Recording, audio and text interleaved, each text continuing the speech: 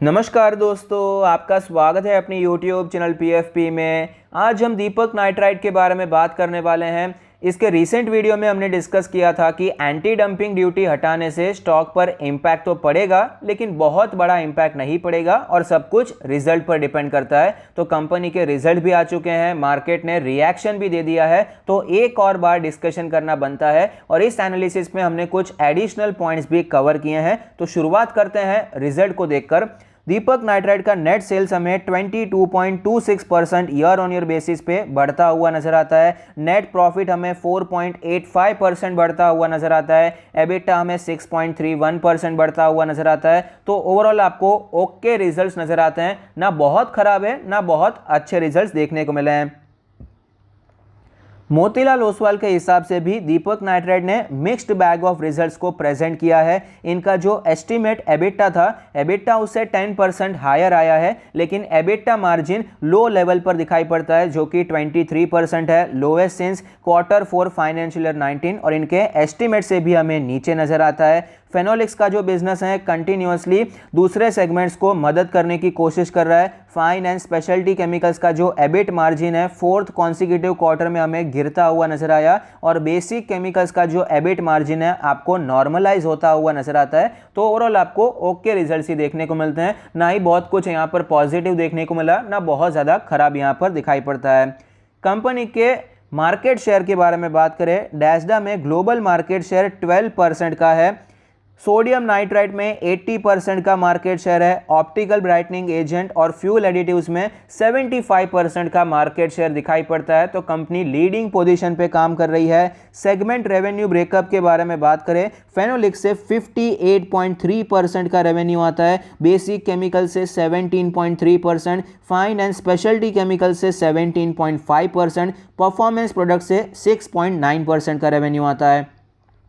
Operating profit breakup के बारे में बात करें, फेनोलिक्स से 53.4%, बेसिक केमिकल से 16.5%, परफॉर्मेंस प्रोडक्ट से 1.9%, फाइन एंड स्पेशलिटी केमिकल से 28.2%। तो यहाँ पर हमें क्लियरली पता चलता है कि ऑपरेटिंग प्रॉफिट ब्रेकअप में फाइन एंड स्पेशलिटी केमिकल्स का जो योगदान है, जो कॉन्ट्रीब्यूशन है, सिग्निफिकेंट है। तो अगर ये सेगमेंट का मार्जिन कम हो जाता है तो ऑफकोर्स उसे पॉजिटिवली नहीं लिया जाएगा।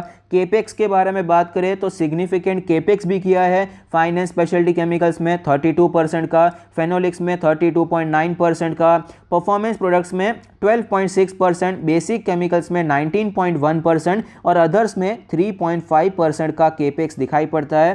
कंपनी अलग अलग वर्टिकल्स में काम करती है और फोकस है कलर पर। 62% कलर से आता है, एग्रो से 22%, फ्यूल 9% और फार्मा 4%।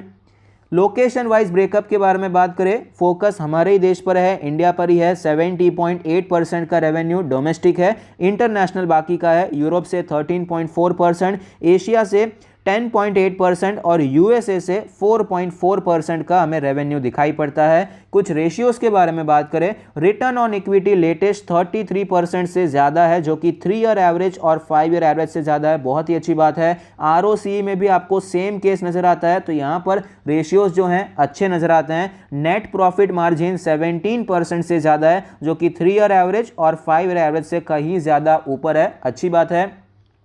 ओवरऑल हमें नेट प्रॉफिट मार्जिन ऊपर जाता हुआ नजर आया, लेकिन जो रीसेंट ट्रेंड देखने को मिल रहा है वो इतना पॉजिटिव नहीं है। Specially fine and speciality chemicals में जो मार्जिन है कंटिन्यूअसली कम होते हुए नजर आते हैं, तो रीसेंट ट्रेंड आपको नीचे जाता हुआ नजर आता है। डेट टू इक्विटी रेशियो के बारे में बात करें, 0.25 है, कंफर्टेबल है, जो कि कंटिन्यूअसली नीचे जा रहा है। 0.8 था 5 ईयर एवरेज, 3 ईयर एवरेज 0.68 था, तो कंटिन्यूअसली नीचे जा रहा है। ये काफ़ी ज़्यादा पॉजिटिव बात दिखाई पड़ती है। शेयर होल्डिंग पैटर्न के बारे में बात करते हैं, यहाँ पर एक बहुत ही इंटरेस्टिंग चीज़ दिखाई पड़ती है। प्रमोटर के पास 45% का स्टेक, एफआईआई डीआईआई के पास 10% और पब्लिक के पास है 33% का बड़ा सा स्टेक। प्रमोटर्स ने तो कोई चेंजेस नहीं किया है, उनका जो स्टेक है वही चलता आ रहा है, लेकिन एफआईआई की होल्डिंग आप देखते हैं तो कंटिन्यूअसली एफआईआईज अपना माल बेच रहे हैं। सितंबर 2020 से दिसंबर 2020 में हमें इंक्रीज देखने को मिला, उसके बाद कंटिन्यूअसली यहाँ पर आपको गिरावट देखने को मिल रही है। FIIs अपना स्टेक यहाँ पर कम करते जा रहे हैं, जैसे जैसे शेयर ऊपर जा रहा था FIIs अपना स्टेक यहाँ पर कम कर रहे हैं।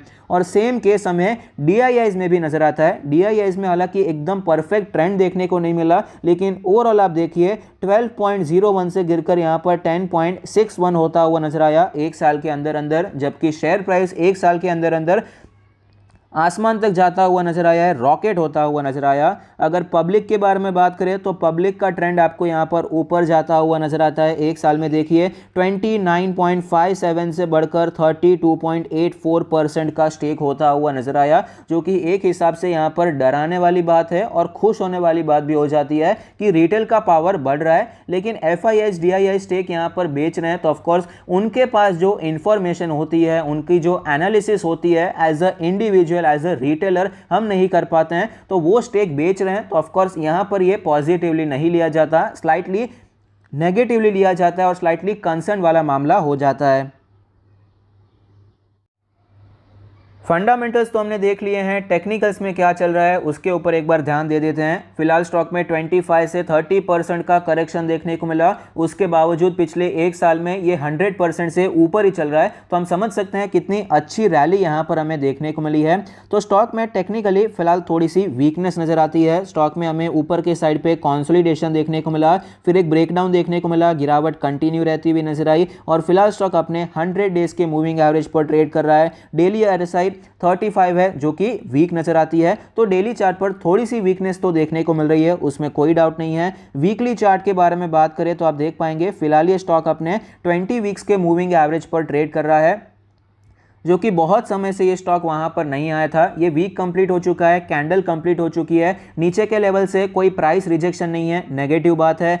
अगर RSI के बारे में बात करें, वीकली RSI पिछले एक साल से 60 के ऊपर ही चल रहा है, लेकिन फिलहाल हमें ये 53.56 नजर आता है, ये भी हमें नेगेटिव बात नजर आती है। और यहाँ पर जो पैटर्न दिखाई पड़ता है ये वीकली चार्ट का पैटर्न है, इवनिंग स्टार पैटर्न आपको दिखाई पड़ता है, जो कि एक बियरिश पैटर्न है। बहुत बड़ी तेजी आई, उसके बाद एक छोटी सी कैंडल, बहुत बड़ी गिरावट देखने को मिली, इसे कहते हैं इवनिंग स्टार पैटर्न। इसके बाद थोड़ी सी गिरावट देखने को मिल सकती है। ऐसा माना जाता है कि जहां पर भी इवनिंग स्टार बनता है वो शॉर्ट टर्म मिड टर्म के लिए एक टॉप हो सकता है, उसके बाद स्टॉक में हमें थोड़ी सी गिरावट देखने को मिल सकती है या फिर टाइम करेक्शन देखने को मिल सकता है। एक और चीज़ यहाँ पर हमें नेगेटिव नजर आती है, स्टॉक का जो सपोर्ट है वो हमें टूटता हुआ नजर आया। आप देख पाएंगे एक इंपॉर्टेंट सपोर्ट जोन था, इस वीक ने वो भी तोड़ दिया है। एक लंबा 4 हफ्ते का कॉन्सोलिडेशन देखने को मिला था, यहाँ पर ऑल टाइम हाई भी हुआ था, ब्रेकआउट का जोन था, उसके बाद आपको फिर से यहाँ पर गिरावट देखने को मिल रही है, सपोर्ट टूटता हुआ नजर आता है। तो ऑफ कोर्स ये भी पॉजिटिवली नहीं लिया जाएगा। ये तो हो गया वीकली चार्ट। मंथली चार्ट के बारे में बात करें, क्योंकि ये मंथ भी कंप्लीट हो चुका है, ये कैंडल भी कंप्लीट हो चुकी है, तो ये कैंडल आपको कैसी नजर आती है? ये एक इन्वर्टेड हैमर है और क्लियरली ये एक बियरिश कैंडल है। तो 3000 का लेवल था और फिलहाल ये 2200 पर ट्रेड कर रहा है, बहुत बड़ी बियरिश कैंडल आपको देखने को मिल रही है। मंथली RSI क्या चल रहा है? 81.95 है, जो कि हम कह सकते हैं ओवरबॉट है। डेली में भी 80-90 ओवरबॉट ही होता है, लेकिन ये तो मंथली है, तो इसका मतलब है कि कुछ लंबे समय से कुछ ज़्यादा ही तेज़ी हमें स्टॉक में देखने को मिली है।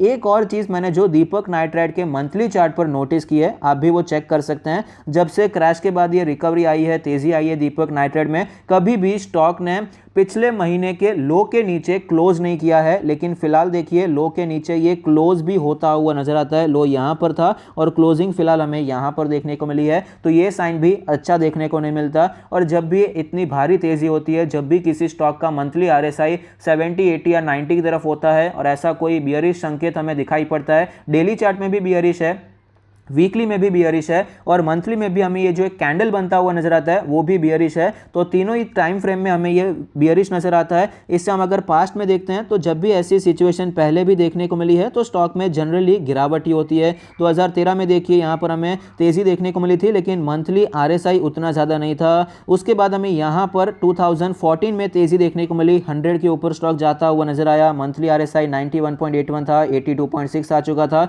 उसके बाद हमें कुछ 30-40% का करेक्शन हाई लेवल से देखने को मिला। ऑलरेडी स्टॉक 25-30% के आसपास करेक्ट हो चुका है यहाँ पर। उसके बाद भी एक्चुअली करेक्शन कंटिन्यू रहता हुआ नजर आया और हाई लेवल से ऑलमोस्ट 50% का करेक्शन देखने को मिला, लेकिन वो टाइम अलग था। कंपनी की हालत भी सुधर गई है, कंपनी बड़ी हो चुकी है, कंपनी का जो ऑपरेशन का साइज है वो बड़ा हो चुका है, कंपनी की स्ट्रेंथ बढ़ जाती है, तो शायद इस बार इतनी ज़्यादा गिरावट ना हो, ऐसा मेरा मानना है। तो फिलहाल अभी करना क्या चाहिए, क्या यहाँ पर इन्वेस्टमेंट करना चाहिए, नहीं करना चाहिए? अगर आपके पास ऑलरेडी शेयर्स है तो क्या बेच देना चाहिए, होल्ड करना चाहिए, फ्रेश बाय करना चाहिए, नहीं करना चाहिए? बहुत सारे सवाल हैं। तो क्या कंपनी में कोई खराबी है? मेरे हिसाब से फंडामेंटली कंपनी अच्छी है, लेकिन एट लास्ट मार्केट तो डिमांड एंड सप्लाई पे काम करता है। शेयर में इतनी तेजी आई है, कभी ना कभी गिरावट होती है। 500 से 2000 भी बड़ी तेजी है, वहां से भी गिरावट हो सकती थी, लेकिन ये 3000 तक गया, उसके बाद गिरा है। ये कोई बता नहीं सकता कि टॉप कहां पर बनेगा, लेकिन फिलहाल चार्ट पर ये नजर आता है कि 3000 का लेवल एक टॉप दिखाई पड़ता है शॉर्ट टर्म मिड टर्म के लिए। तो यहां से स्लाइटली हमें टाइम करेक्शन या प्राइस करेक्शन देखने को मिल सकता है। कंपनी में कोई बुराई यहां पर नजर नहीं आती। कुछ न्यूज जो आई है एंटी डंपिंग ड्यूटी वाली, उसने भी यहां पर इसे फैक्टर किया है, उसकी वजह से भी हमें यह ट्रिगर होता हुआ नजर आया। अभी जो रिजल्ट्स आ रहे हैं केमिकल कंपनीज के, ओवरऑल आपको अच्छे नजर नहीं आते। आज अतुल के रिजल्ट्स आए हैं, वो भी हमें कुछ 8-10% गिरता हुआ नजर आया। तो फिलहाल यहाँ पर पूरा केमिकल पैक जो इतना ज़्यादा भाग चुका है, थोड़ा सा ओवर वैल्यूड भी हो चुका है, वहाँ पर आपको करेक्शन देखने को मिल रहा है। तो ऐसी सिचुएशन में अगर आपने पहले से शेयर्स खरीद कर रखे हैं और अगर आपका विजन लॉन्ग टर्म का है तो कंटिन्यू होल्डिंग करना चाहिए। घबरा कर यहाँ पर शेयर्स बेचना नहीं चाहिए। यहाँ पर वैल्यूएशंस जो हैं, दूसरी कुछ कंपनीज है जहाँ पर बहुत महंगा हो चुका है, लेकिन दीपक नाइट्राइट शेयर प्राइस ऊपर गया है तो उसके प्रॉफिट्स भी आपको सिग्निफिकेंटली बढ़ते हुए नजर आए हैं और पी एक्सपांशन भी हो जाता है कई बार। तो यहाँ पर ज़्यादा घबराने की जरूरत मुझे पर्सनली नजर नहीं आती। लॉन्ग टर्म के लिए लिया है तो एलोकेशन का ध्यान रखिए, उस हिसाब से कंटिन्यू होल्डिंग करना चाहिए। बाकी ज़्यादा टेंशन लेने की जरूरत दिखाई नहीं पड़ती। अब फ्रेश इन्वेस्टमेंट के बारे में बात करें तो वो कहाँ पर करना चाहिए, तो लास्ट वीडियो में हमने डिस्कस किया था कि 2200 और 2000 का लेवल बहुत अच्छा है। तो 2200 तो आ चुका है, यहां पर भी आप खरीदना चाहें तो खरीद सकते हैं। चार्ट में फिलहाल वीकनेस नजर आ रही है, तो 2000 का लेवल भी मेरे हिसाब से तो आना चाहिए। 2000 का लेवल हमें इजीली दिखाई पड़ सकता है। तो पहला जो सपोर्ट है जहां पर खरीदारी कर सकते हैं वो है 2000 का लेवल। 2000 का लेवल सपोर्ट क्यों है, क्योंकि ये बहुत टाइम के लिए एज अ रेजिस्टेंस देखने को मिला था। मई जून जुलाई आपको अगस्त तक ये लेवल रेजिस्टेंस देखने को मिला, फिर ब्रेकआउट हुआ, फिर सपोर्ट लिया, फिर ऊपर गया। तो 2000 का लेवल बहुत ही ज़्यादा इंपॉर्टेंट है। लेकिन वर्स्ट केस सिनेरियो में अगर मार्केट में मिड कैप में स्मॉल कैप में सेलिंग प्रेशर बढ़ जाता है, केमिकल पैक आपको नीचे आता हुआ नजर आता है या कोई भी और रीज़न होता है, तो कौन से लेवल्स देखने को मिल सकते हैं, तो हमें 1800 के लेवल्स भी दिखाई पड़ सकते हैं। 1750 के आसपास जो लेवल्स हैं वो भी हमें एक्सपेक्ट करने चाहिए। उसके लिए मानसिक तैयारी होनी चाहिए। ऑफ कोर्स यहाँ पर एक्सपेक्ट करना चाहिए, ऐसा नहीं कह रहा, लेकिन ऐसा होता है तो घबराना नहीं चाहिए, सरप्राइज नहीं होना चाहिए। उसके लिए आपकी तैयारी होनी चाहिए, मेंटल प्रिपरेशन होनी चाहिए और ऑफ कोर्स कैपिटल प्रिपरेशन भी होने चाहिए। तो ये दो लेवल से जहाँ पर हम एक्यूमुलेशन करने के बारे में सोच सकते हैं, 2000 का लेवल और 1800-1750 के आसपास का जोन। 1800 का लेवल आएगा, उसके चांसेस हैं अगर मार्केट में जो करेक्शन चल रहा है थोड़ा सा और कंटिन्यू हो जाता है। अगर ये 15-20 दिन भी कंटिन्यू होता है, मार्केट ज़्यादा गिरती नहीं है लेकिन सिर्फ सेंटीमेंट खराब रहता है, तो केमिकल स्टॉक्स में आपको थोड़ी और पिटाई देखने को मिल सकती है और 1800 का लेवल भी आपको दिखाई पड़ सकता है। लेकिन ये इन्वेस्टमेंट के लिए एक अच्छी अपॉर्चुनिटी भी हो सकती है। आप यहाँ पर दोनों लेवल्स के लिए अपना कैपिटल डिवाइड कर सकते हैं, जिस भी हिसाब से, चाहे 50-50 करना चाहे 60-40 करना चाहे, आपके रिस्क एपेटाइट के हिसाब से आप कैपिटल को डिवाइड कर सकते हैं और दोनों जोन्स में आप खरीदारी करने के बारे में सोच सकते हैं। तो अगर आपको ये वीडियो अच्छा लगता है तो प्लीज़ कोई फीडबैक दीजिए। Thank you, stay happy, happy investing.